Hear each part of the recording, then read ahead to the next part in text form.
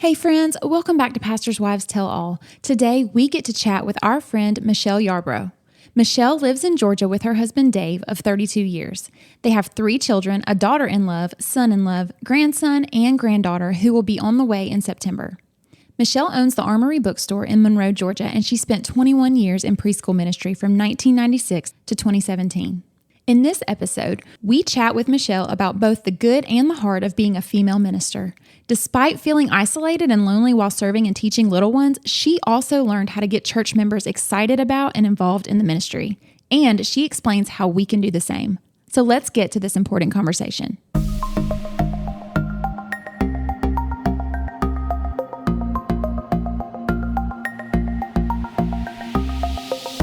Hi, I'm Jessica. I'm Jenna. And I'm Stephanie. And you are listening to Pastor's Wives Tell All, A podcast by pastors' wives for church leaders and anyone desiring to take a peek inside our glass house. We are breaking down walls and crushing pastors' wives stereotypes within the church. We want pastors' wives and other ministry leaders to know that they are not alone in this. Plus, this is basically therapy for the 3 of us with a whole lot of dance parties.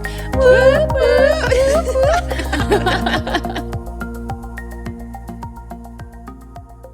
Hey, Michele, we are so excited to have you on our podcast today. How are you? I am awesome, and I am excited too. So ready. Yay! Okay, so Michele, we actually have met you before in Bethlehem, Georgia, when we went to a women's conference there. I feel like at we got to Bethlehem sing a song. Oh, little town of Bethlehem. I love how we all knew what the song was. Well, I was like, what else can it be? Bethlehem Church on Christmas Avenue. Yes. Oh, I know. I mean, Which, by the way, such a precious town. Like, we had the best time at that conference that we went to, just being Yes. poured into and not having to, amazing. pour Mhm. out, honestly. Yeah. Like, we don't get that chance a whole lot. And so it was so neat to come and just be. It was an awesome Yes. trip for sure. And so you have the most precious bookstore, and we know you've moved since then, but even then, like, it was the cutest bookstore that you sell obviously books because it's a bookstore, but you also have jewelry and accessories and like notepads and pens and apparel and all of the things. And we did leave there. We did not leave there empty-handed. Nope. We sure No, didn't. you did not. We shopped till we dropped. So we know that you just opened a bigger version of your bookstore, and we cannot wait to see Thank your you. new place. It's a big Well, I can't wait for y'all to come. We're going to make it happen. Yes, Yes. girl. Mhm. And tell everyone where you're, like, what is the name of your Yes. bookstore? Okay. So the Armory Bookstore, and there's a history behind that, which we may or may not talk about later if it comes up. But we are in Monroe, Georgia. And we are downtown, and it's just the most adorable little town. And we opened in 2021 of all times, right? Yeah. So we just celebrated our 3-year anniversary and our 3rd space in 3 years. Wow. So That's a lot of moving. we're just thrilled to be here, and God is just so good. This whole thing is just nothing but Him. Yeah. And that's what It's we want amazing. it. That's what we want it to be. Yeah. I love Well, and that. God's going to bless that for sure. And He has, Absolutely. because that is your heart for Yes. sure. Okay. Yes. So we're going to dive right into some deep questions today. Are you ready? Yes. Okay, so you I were think so. in children's ministry for Mhm. 21 years. And a lot of that time, Yes. which you'll kind of share with us, you were on staff. And so you were able to Mhm. see what life is behind the scenes. And a lot of people are Mhm. not privy to that and don't see what goes on Mhm. with the staff and the ministry leaders. And so you have Yes. seen, just like us, a lot of the good, the bad, and the really ugly that you wish that never, You could unsee. happens in Yes. church. Yes. So would that be Yes. fair to say before we move on? It is absolutely fair to say. And this is the first time that I'll probably speak quite so open. I've been out of ministry since 2017, church ministry. Yeah. Yes. I like to Yes. say church Yes. ministry. Yeah, Yes, you're still girl. in ministry. Yes. Yes, since 2017. And I most definitely have Yeah. seen a lot. And I call it a privilege to be on the other side of it. Yeah. So I can look back.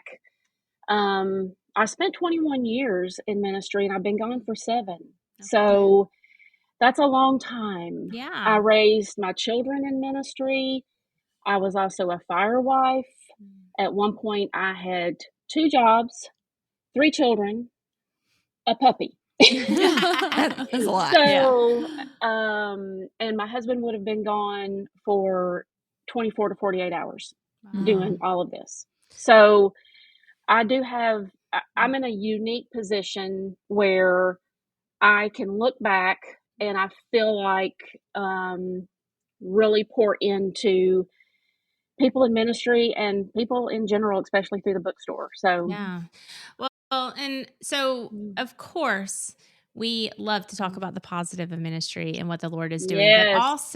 but also we need to sometimes bring up the negative and the things that we bring to the table. Us as people on staff and Yes. pastors' wives and ministry leaders, we bring bad habits into ministry. We have seen those bad habits. We have seen the destructive behavior. We've seen so many things, not bringing things to the light. It's endless. We could talk about that all day. But for you, what are some of the things and when we start with the negative, I want people to know, like, take this time to ask the Lord to maybe prick your spirit, convict you if any of these things sound like something you have done, or, people on your staff that you can, humbly go and share with them, but also just internally looking at what's going on. So what are some of those things for you, Michele, that you saw behind the scenes and bad habits or just unhealthy things, and kind of share with us those things? So I 100% believe in starting with myself. And being on staff certainly is very unique. And I would say, looking back on it now, I was a young mother. My oldest son is 28, and he was 1 when I started in ministry. So I had proceeded to have 2 other children, and through all of this, and I would say, starting with myself, in that I should have been more dedicated to my personal relationship with the Lord, because that is where it's at. People and churches are going to let you down. Amen. And that's just life. So if you're putting people on a pedestal, or if you're so busy that you're not spending that time with the Lord, then how can you make it through it? Yeah. How can you? I mean, it's just essential. Yeah. So that's where I would start. Yeah. And with the church staff, I would say, bring your people in person by person, as long as it takes. Check up on them. Pastors, have meetings with them individually. Ask them how it's going. How can I pray for you? What's going on in your life? What's going on in your marriage? So I watched my pastor burn out and then go on a sabbatical. And I feel like now churches are doing better at giving their pastors sabbaticals and other staff members. But that would be my number one thing, is because we work so hard and we need accountability, and we need to put him first. Yeah. Burnout is real. And not just that, I love how, well, I feel like both of these things that you've said are things that we have struggled with at one time or another, feeling that burnout, but then also getting so busy serving that we forget to actually spend time with the person we're supposed to be serving. Jesus, like the man that we're here for. It is 100% it. And, my 4-year-old son looked up at the kitchen table and said, "Mommy, why are you always on the phone?" And back then, that's when I was on the home phone all the time. Yeah. And let me just clarify too, I don't know if I said, I was over just preschool ministry. So in our little town, I was over birth to 5, and I would have 100 volunteers every Sunday. Wow. So that's 100 people Yeah. that I was juggling, and it was Sunday morning, Sunday night, Wednesday night. I had paid people underneath me, and I had volunteers underneath me, and it was a lot. So it took its toll, and a lot of times I let it take its toll instead of creating systems and boundaries. Oh my gosh, Yes. boundaries Yes. that Amen. I should have been setting. So did you have anyone holding you accountable, like on staff? Because I think that's one thing that's really hard is, having people that hold you accountable, encourage you and say, hey, Michele, how are you doing with those 100 volunteers and paid workers? Like, did they do a good job? Could have it been done better? Because I think a lot of times the staff, we forget to check on each other and we forget to make sure that they are healthy. Yes. So not really, but I will say I had two amazing assistants That's awesome. that we tried to, and the two of them are still on staff there. Oh, cool. And one thing that I really prided myself in, and I would tell anyone out there that's in ministry, is find people to work with you that can do the things that you're not good at, Amen. or that you, That's how we work. or that are not your passion. Yeah. And these two ladies were just essential to the job, the ministry, and we were friends as well. So they were, and still are. I mean, one of them literally was here helping me with when we moved into the new store. So I think that's like one of the biggest things is like what happens is if you are a leader out there and you don't ask for help or you're, have some tendencies to just do it all yourself, then you're not going to do it well. And you're also going to be doing a whole lot of jobs that you're not passionate about. Right. So that's really, really awesome that even in the midst of it was growing and maybe you didn't have all the encouragement just because everyone above you was busy as well and probably not getting encouraged themselves, like to have that team around you. And I think what happens a lot of times is there's not a team that they're with these passions and giftings because that's how he's created us to have a team. So we actually grow. We don't grow when we're just the only one doing it. It just is not going to happen. And I will say I was very fortunate to have they were paid staff assistants. Like that's awesome. There are so many staff members out there, they're doing it all on their own. They don't even have a secretary or like anybody unless they could find a volunteer that might help them with some things. So I was very, very fortunate, and that was just a godsend to be able to have assistants that would help me along the way. Yeah. Yeah. I think we all need somebody for Yes. sure. Yes. So as you were serving at this particular church, you've mentioned the things that were a little bit harder, but what are some good things that you saw behind the scenes on staff, things that you think every church should probably incorporate into their own ministries? Like, tell us some of those things. Wow, so much good when you can focus on those two more so than the negative. We had a very, and the community still is a very thriving community. We had and still have an excellent weekday preschool that it's a ministry of the church. And I think I'll mainly specifically talk about just preschool and children because that's where I spent my time. And I feel like it is essential for churches. I mean, that's where you drop your kids off every day. Yeah.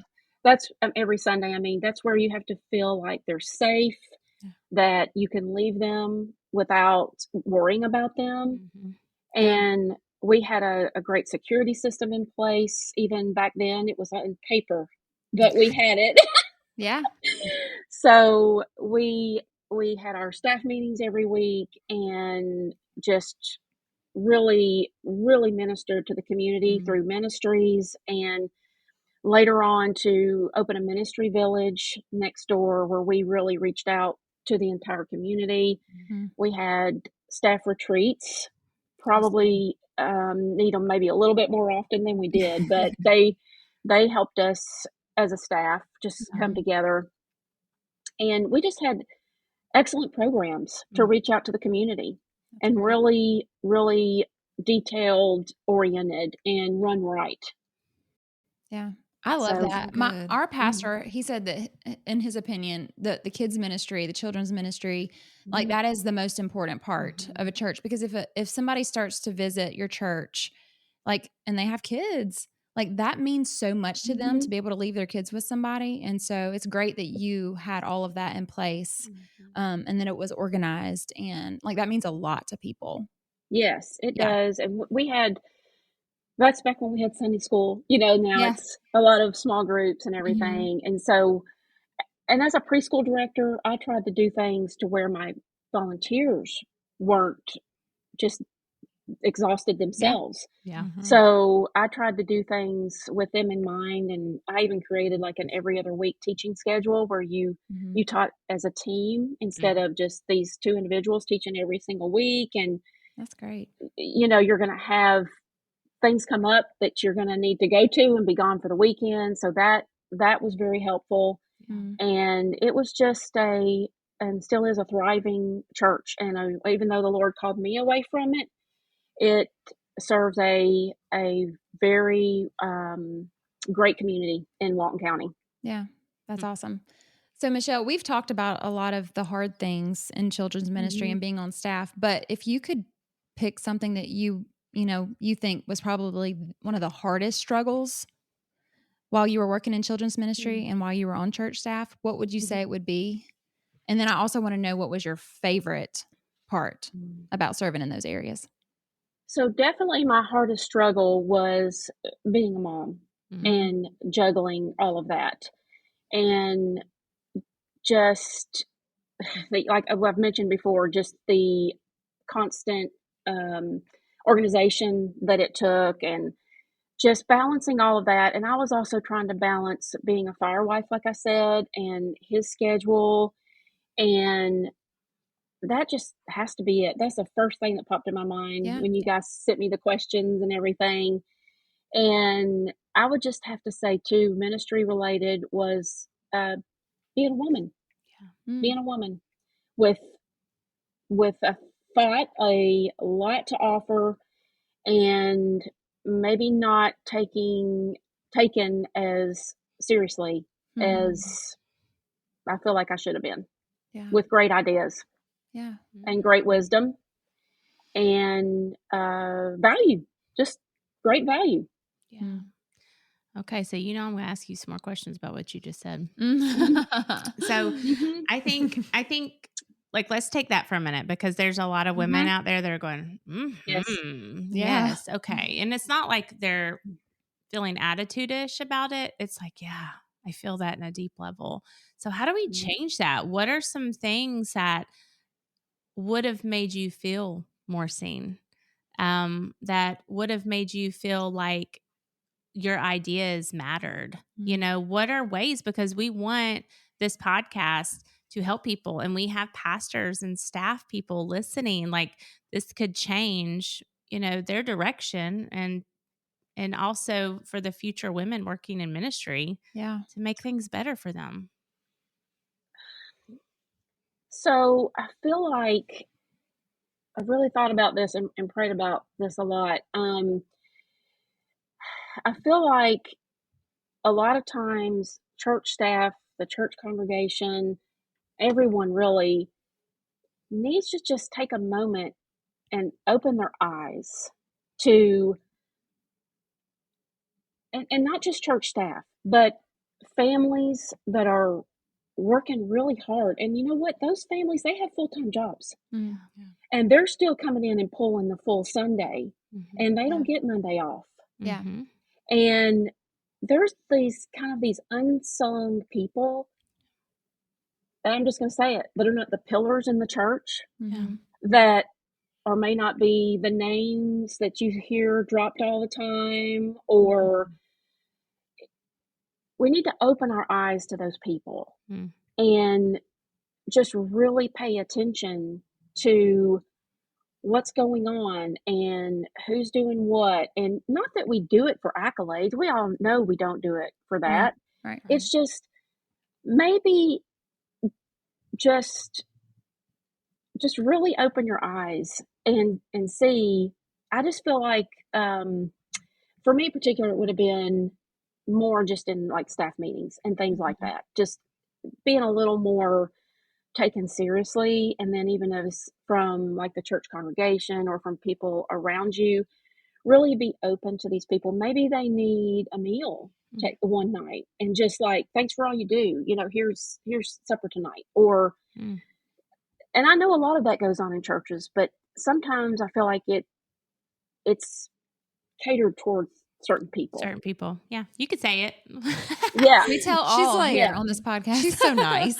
You're being nice. Pastors' wives tell all. Yes, That's okay. right. It's okay. You can tell all. It's Yeah, but here's the thing. We know who you're talking about. I mean, literally, I know for years I say it on a couple of podcasts. Like there are pastors on staff that get little recognition and staff members that get little recognition at a lot of churches. Or Yeah. even looked down upon, like, oh, you're just working with kids, or you're just working with teenagers. Like, what do you do all day? Because they're at school all day. So what are you doing? And you're just worship. You're just the worship pastor. You just sing on Sunday morning. Like, why is that hard? Like there are people that truly believe that and think that, and sometimes even say that out loud. And so, I mean, what you're saying is so very true. That, yeah, everyone should be like we are all created equal, but we are put on different standards. Like we have people go, oh, it's the pastor, and we're in a lead pastor role. And I'm so grateful that our church treats all of us the same. They love each one of us absolutely the same because we see the value that, and Jonathan will even say, I could not do this literally without so-and-so or so-and-so. Yeah. But not only speak it, but actually there's actions to back it up. It's not just on a Sunday morning. And so I believe that what you are saying is a lot of times people didn't see the 100 people that you had under you on top of having 3 small kids and a puppy and a husband that wasn't always at home because he was saving lives. Yeah. And so, to feel like you had someone seeing you, I think the biggest thing is we just want to feel seen. Yeah. Right. Yeah. And that's just the bottom line. Yeah. And we don't, and also at the same time, it's okay if we're not, if that makes, in a way, don't live for that. Correct. Right. But yes. don't live for that, but yet we need to do a better job of it. Yes. Yep. For sure. So I agree. I think it could be a whole podcast on it. Down the road. So much of this could be a whole podcast. For sure.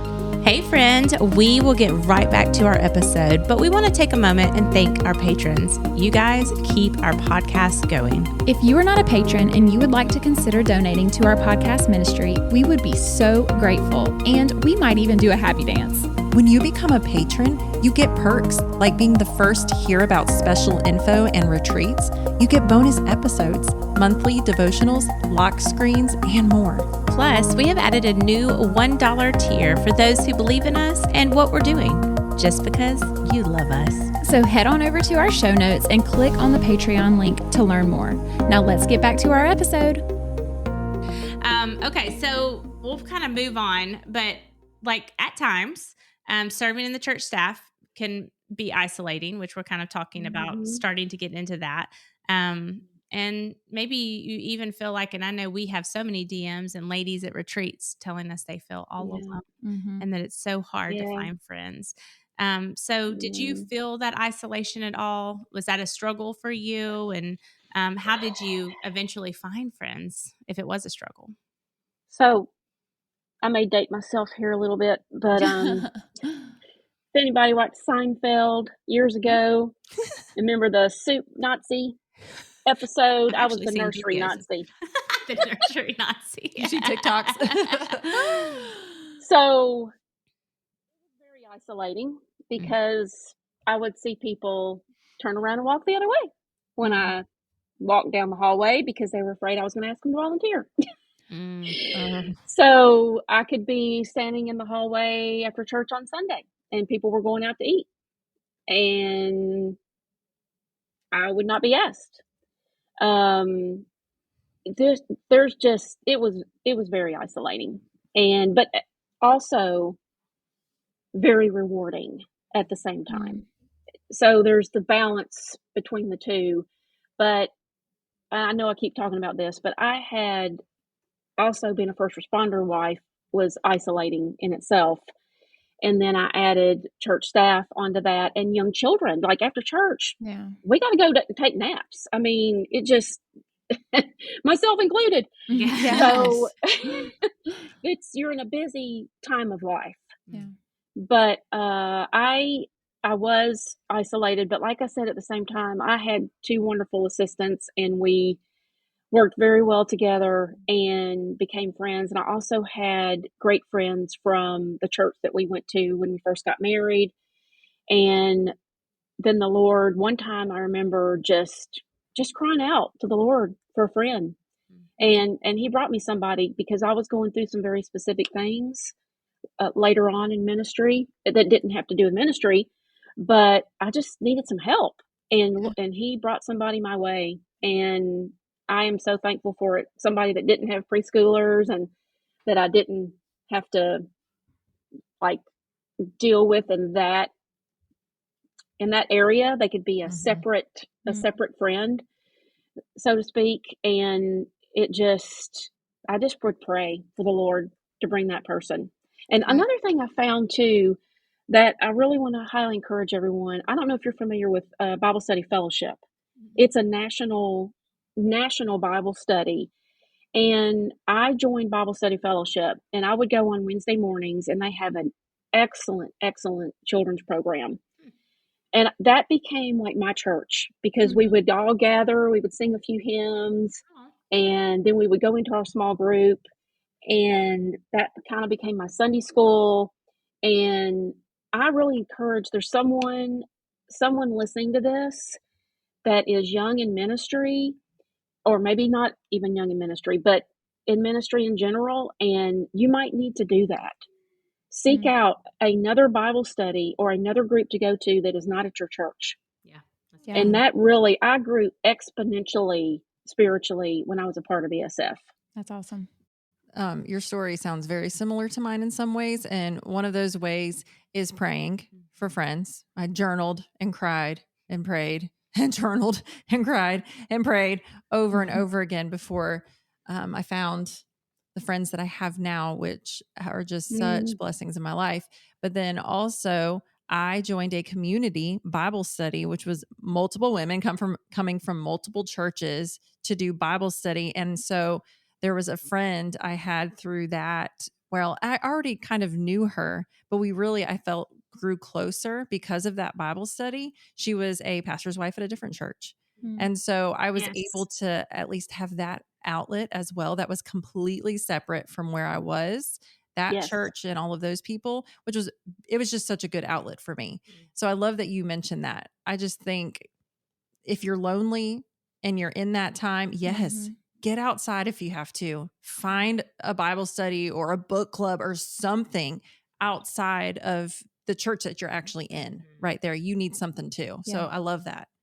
Yes, I also feel like at times we get so overwhelmed. I went to a conference one time, and I want to say this too because it literally changed my life. They shared a quote, and I thought, oh my gosh, that's so true. No one wants to be a part of a sinking ship. Mm-hmm. And when you teach children, you teach an age that you do not see. And I was like, wow. So I changed my whole philosophy because it was so easy to be the martyr. Like nobody wants to volunteer, and we'd make announcements from the pulpit. Anybody want to help in nursery? And I just decided I'm not going to do this anymore. I'm not going to make another announcement. I'm not going to ask anybody to make another announcement.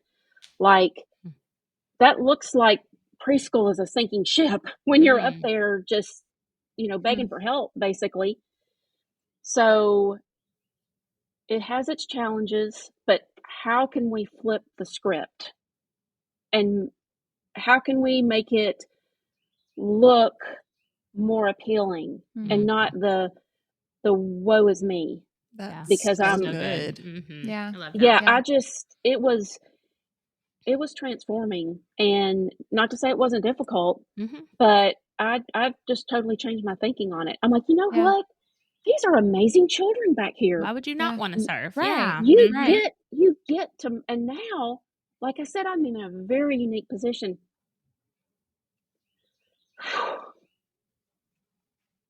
Sorry. No, you're good. They're coming into the bookstore, Oh. and I have parents come in, and just I get to reap Yeah. what, and not a lot of people have that option, because people come and go. When you teach children, you teach an age you do not see, because sometimes they leave, or a lot of times they leave, their life calls them away, and I get to see this little kindergarten now with their own children. So Wow. crazy. Love And it. it's just amazing. And I had a mom come in that said, my daughter was one of the volunteers, and she contracted a flesh-eating virus, and you brought her meals. You arranged a meal schedule. That was one of my most favorite things to do, was to arrange the meal schedules for these mamas or that had just had babies and things like that. She came into the bookstore and just said how much that meant. That was forever ago. What we do matters. Yeah. And just keep that in mind, even if no one tells you that. Yeah. That Because we serve for an audience of one. And I get that from my husband, because he loves to write songs. And he feels like he kind of feels unseen at times, because he's just been, wanting to get the songs out there maybe. But, or just somebody to help him, and he wrote a song recently. It's called Audience of One. And it is the most beautiful song that he's ever written, because that is exactly who we serve. Yeah. yes. Is Jesus. And that's why I have the name above my cash register. I mean, the sign, Jesus, name above all names, because that's what we're here for. Yeah. No, all of this is so needed. Because I mean, I get that was probably the most powerful statement you said was about the sinking ship. No one wants to be on the sinking ship. And so many of us do that, right? We're like begging for workers, where if we just saw people and maybe we're like, wow, you're really good at such and such. Have you ever thought that maybe you could be a really cool part of the kids ministry? Or, just make it seem inviting, and that you see these people and they have these gifts and God wants to use them. Right. So I love that. I think that advice right there, that could help a lot of churches. Amen. Yeah. Because you don't want just anybody serving back there. Yeah. Right? You want somebody to say, okay, I'll serve back there. And then they're Yeah. miserable. They're miserable, and they're making They're making everybody the else kids miserable. miserable. Yes, While and the they're back workers. there. So, And as a preschool, children's, youth, don't be too hard on the pastor's wives. Don't think they should be back there every week serving, because they have their own responsibilities. And I'm not saying they shouldn't ever serve. Yes, I absolutely believe they should at times. But don't be too hard on them and be bitter because they're the pastor's wife. They need to be back there rocking babies every week. That's you guys have so many other responsibilities that people don't understand or don't see. That's good. Yes. Okay, I'm going to shift the conversation just a bit, but this has been so wonderful. You're not on staff anymore, but God has moved you on to a new ministry. We've already talked about it a little bit, how in 2021 you started this bookstore. Can you kind of take us back and share how that came about, how God called you to the bookstore, and how God's using that as a ministry tool now? So this could be an entire podcast, and I'll try to make it short.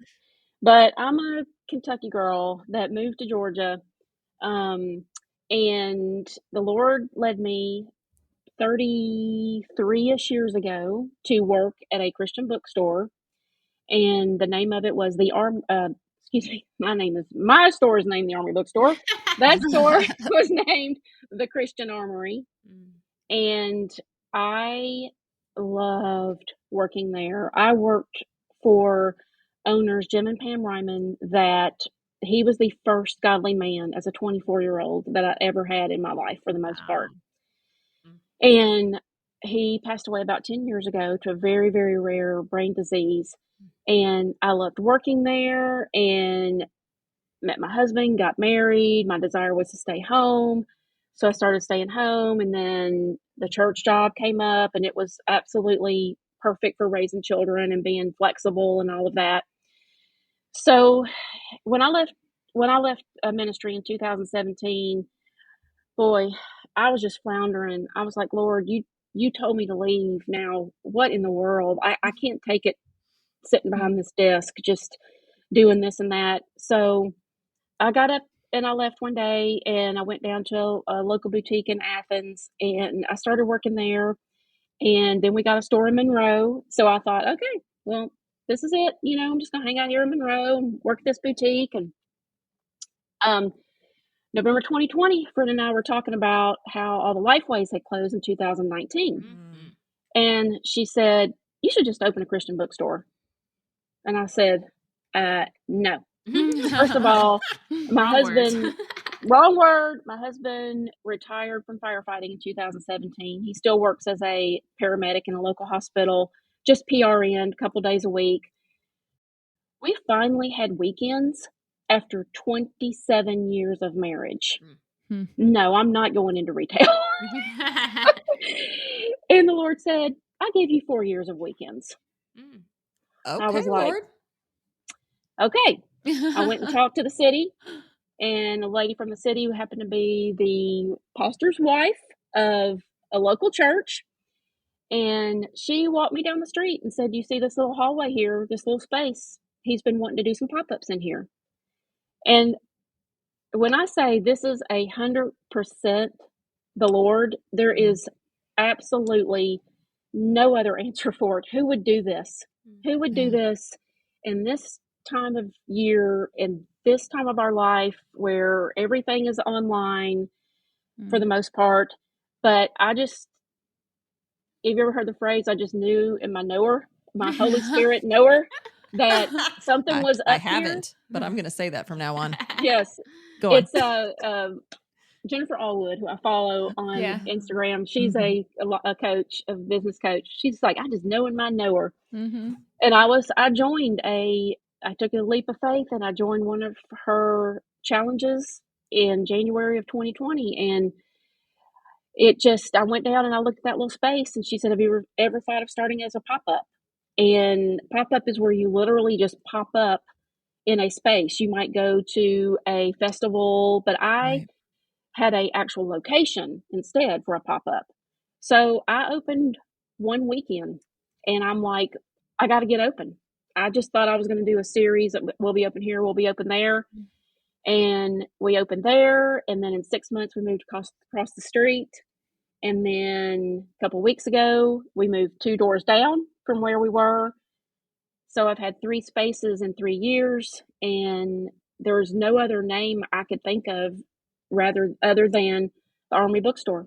So I wanted it to be in honor of Jim, and I called his wife, and I said, I just want you to know that this is what's going on, and this is life-changing right here. She said, I hear that it's your dream, but is it your calling? And it made me stop and think, oh, yeah, yes, it is. Like, it really made me dig deep. And she said, Jim was the only employee for 7 years. He did it all. And she said, you absolutely have my blessing on the name. And that's just how it started. The rest is history. The rest is history.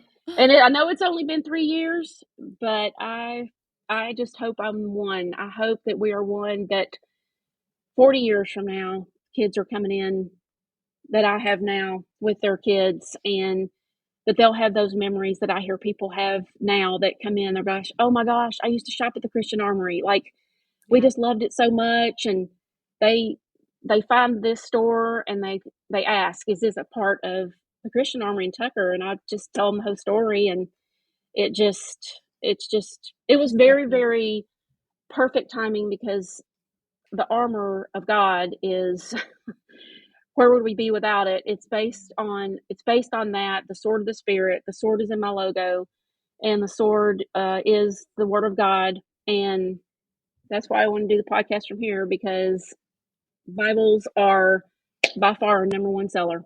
Mm-hmm. And people want to see them, they want to feel them, they want to touch them, and we do Bible imprinting, and you can hardly find that anywhere. Yeah, that's so true. Yeah. People do like to. I mean, I do. Yeah. I was sad when Lifeway closed, and I know. then a lot of other Christian bookstores have closed down. Which is, but when we came to yours, I was like, oh my gosh, this is so fun, because there's just not a lot of them around. Yes. So I love that you're doing this, and I love that you're basing it on that name. Yes, I would definitely encourage people to just Google wherever you're listening from, because you might be surprised. Yeah. There are a lot more Christian bookstores out there than people think, and there's more popping up. Probably not what it's going to be in the 90s, years ago, where there might be 2 or 3 in your town. Yeah. But they are starting to pop up a little bit more. And I would just encourage you to do a little Google search in your area, and maybe you'll find one. Yeah, girl. Yes. Do that. Pause for a minute. Hey, Grace. Baby, you can't hum. I can't hear her. I could. Okay, sweet girl. Has to be completely silent. Is that door shut? Okay. All of those things have to happen. We're getting close. Shut the door. It's okay. Bless her heart. Okay. Every so often I'd hear. I was like, it was like a I was like, I mean, I heard something, but I wasn't sure. I guess I heard I banging forgot a she was couple here. times. There you go. Go ahead, Jenna. Anyway, That's sweet. Get us into those questions. Yes. Sorry. Michele, this has been so good. I know that I want listeners to know that if you are ever anywhere close to Monroe, you got to go to this bookstore. Yes. It's precious. It has all the things. And Michele, you're a sweetheart. Yeah. We love you so much. Yes. Yeah, go I love support you guys. Michele. Go support the Armory Bookstore Right now. Do it now. Go do it. Go. So, And also, I will say, because you might ask me this question later, but because it does take so much, I have a website, but it's only for people to find me. So it's in the long range plans to have our product on the website. And every now and then I'll put a few things on there. I'll probably put you guys' book, different things that pop up, Thank you. But yes. So if you ever need anything, the best way is to just DM us on Facebook or Instagram. And I know this is a little old school, but then we send an invoice and we can ship it out. So until we can grow and get that person to do the website, it's a lot of product. Yeah. And it's just, my main focus really is the brick and mortar, but I do understand that I'm going to eventually, it's in the long range plan to have everything online. So on the That makes a website. lot of sense. Yeah. And I'm going to throw this out there. We are in the works, all of us, for a book signing for us to go to Monroe to the new space. I can't wait to see it. I know. And set up shop with our book and sign books. So friends, be on the lookout for that information coming soon. Yes, real soon. Yes. Okay, Michele. So we have 3 questions for you. Yes. We always ask everybody 3 questions at the end of our podcast episodes. So are you ready to answer those? I am ready. Okay. Well, ready or not, here we come. Question number 1. If you could go back and give your minister leader, we'll just, we tweak these questions for you. Pre-minister leader self, one piece of advice, what would it be?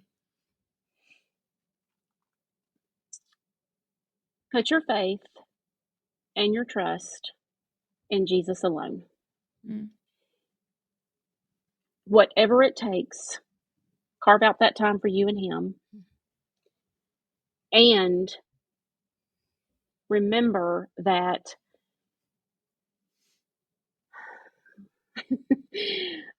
trying to phrase it the right way. Remember that people will fail you, but he will not. That's good. That's so good.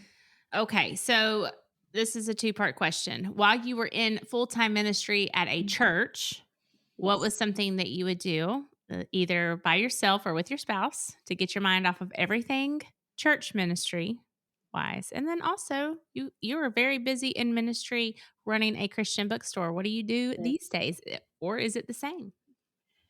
It really is the same. We love our date nights. My husband and I have been married 32 years. Aw. So, let's just touch on that for a minute. That when you're in ministry, please, or anybody, not just ministry, please make time for your marriage. Yes. And we love date nights, and now being empty nesters, we love to travel, even if it's just for a couple of 2 or 3 days, because you can't be away from the store for a really long time. That's just the way it is. Yeah. And so I love this time of year and a good patio dinner. I love the phrase, find what sets your soul on fire. Yeah. You take me to dinner and a sunset. Those are just, I like it. It's good to go. I'm simple. I'm very simple. Yeah. I love it. Give me the food and some sun and I'm good. Exactly. I like it. Exactly. So good. It's so good. Okay. Final question. It's a doozy, but you've got this. If you could tell the church congregation one thing and have them really listen and respond, what would you say? So I thought about this a lot, and as far as the church congregation goes, and I touched on it a little bit earlier, there's actually 2 things I would like to say. And one is being a grandma now. Even I've had my first grandchild. He's 9 months old, and another one on the way. As far as congregation and church goes, I would say, please just pay attention to all staff members and what they might be going through, and serve. It's so crucial. And just reach out to them, write them cards. I like I said, I'm fortunate to have 2 or 3 tubs of mementos from 21 years, and I have pictures and I have cards, and they mean the world to me, is those thank you cards. And then I would say to parents, please don't leave the training to the church. Yes. That's good right there, girl. This is a Monday through Saturday are 10 times more important than the hour or 2 that they spend at church. Yes. So, and I'm going to go a step further, and that is teach them creation. Yeah, that's good. Creation. Where did we come from biblically, and make it an everyday part of your life, because it's going to be taught, not caught. Yeah. It's good. And it's so easy for staff members to do that too, because we're so busy pouring out on staff. Well, this just came to me. We're so busy pouring out that we forget to pour in. Yeah. And that is to our own family. Yes. Yeah. And our relationship, our religion is a relationship and not our position on church. Yeah. That's good. Ooh. Thank you, Michelle. It's been good, Michelle. So much good wisdom. Goodness Yes, and all the wisdom. things. I don't know where that deep voice went from. Sorry, wisdom. All right. Well, until next time. Yeah, Michelle, Yes. thank you. Make sure you go check out her store in Monroe. And maybe just come see us when we're there. Yes. We have a potential date. We're still working on it. Should we Yes. say it? Might, since it's coming up real soon. Yeah. Okay. It Well, is coming up soon. it's a possibility of April 25th. Yes. So Yes. we will put, how about this? In the show notes. In the maybe. show notes, we'll say if that's confirmed or not. Yes. And we'll tell you the actual date down there. So go look there right now and you shall see it. Yes. And Yes. until next time, we love you, Michelle, and we love you guys, and y'all have a blessed week. Bye. Bye.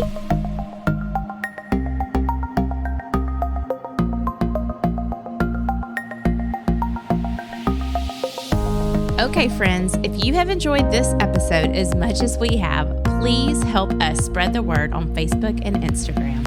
If you didn't know yet, Instagram is where all the fun is at. From dance reels on Wednesdays to spiritual encouragement and laugh out loud posts in between, there is something for everyone. And last but certainly not least, if you could take a moment right now to stop what you're doing and give us a rating and review, even subscribe to our podcast, this seriously helps other people find us who wouldn't be able to otherwise. Thank you so much for your love and support. We hope you'll tune in next week.